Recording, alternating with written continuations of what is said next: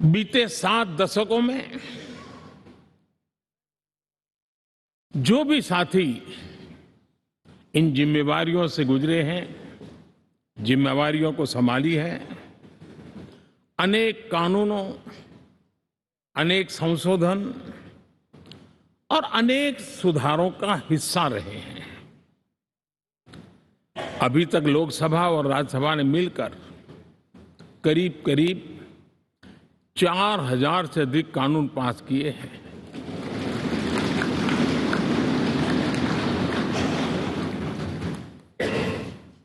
और कभी जरूरत पड़ी तो ज्वाइंट सेशन के माध्यम से भी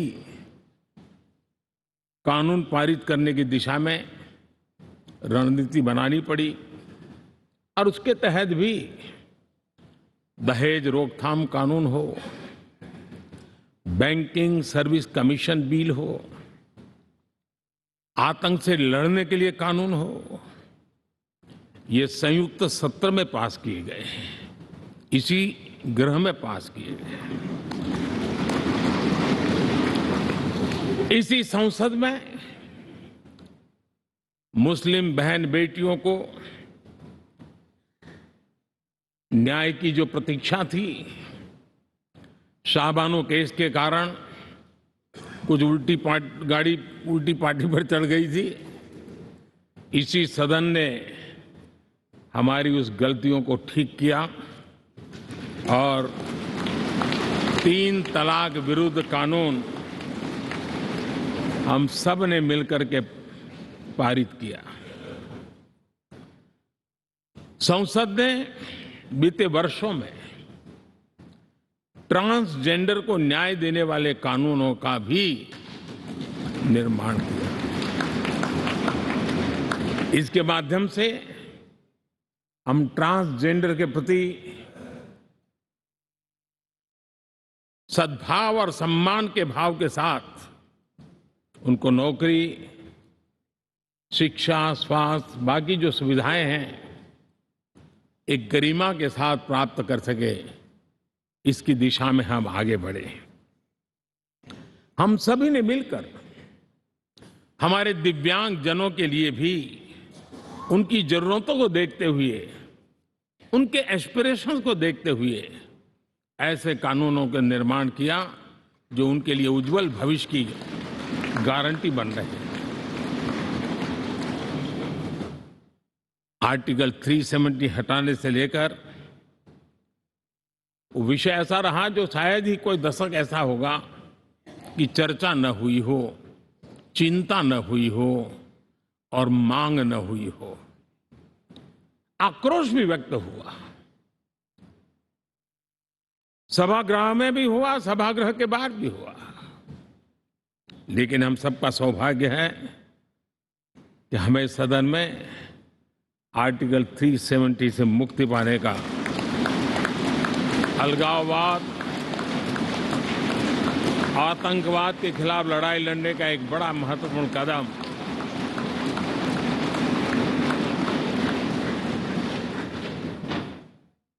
और इस महत्वपूर्ण काम में माननीय सांसदों की, संसद की बहुत बड़ी भूमिका है। जम्मू कश्मीर में इसी सदन में निर्मित हुआ संविधान हमारे पूर्वजों ने दिया हुआ वो महामूल्य दस्तावेज जम्मू कश्मीर में लागू करते हैं तो इस मिट्टी को प्रणाम करने का मन करता है।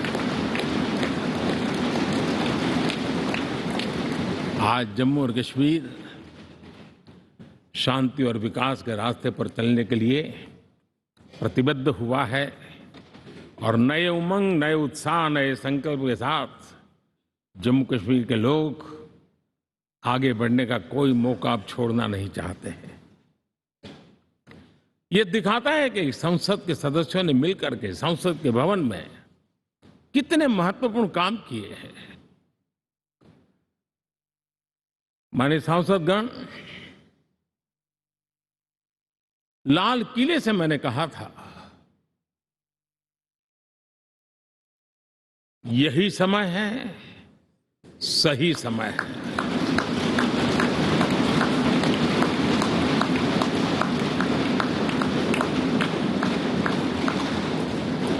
एक के बाद एक घटनाओं की तरफ हम नजर करेंगे। हर घटना इस बात का गवाह दे रही है कि आज भारत एक नई चेतना के साथ पुनर्जागृत हो चुका है।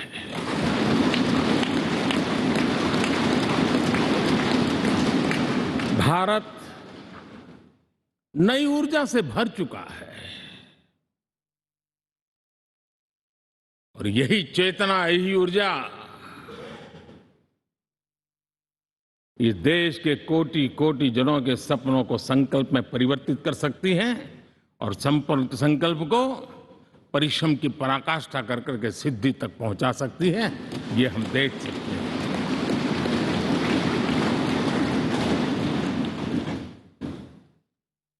और मेरा विश्वास है, देश जिस दिशा में चल पड़ा है, इच्छित परिणाम अवश्य प्राप्त होंगे।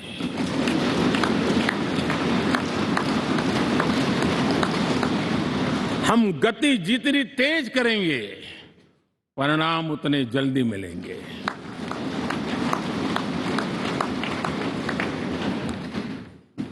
आज भारत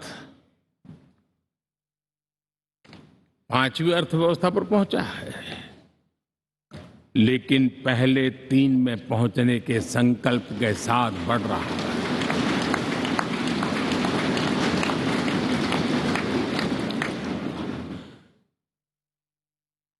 और मैं जिस स्थान पर बैठा हूं, जो जानकारियां प्राप्त होती है, उसके आधार पर